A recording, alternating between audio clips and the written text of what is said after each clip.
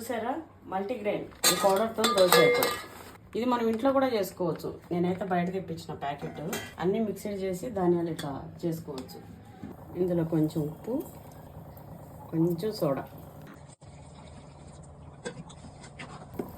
ఇట్లా ఉండలు లేకుండా దోశపిండిలాగా కలుపుకోవాలి.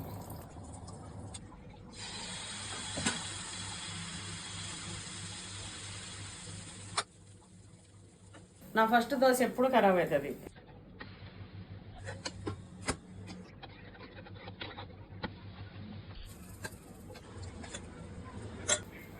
దోశ రెడీ.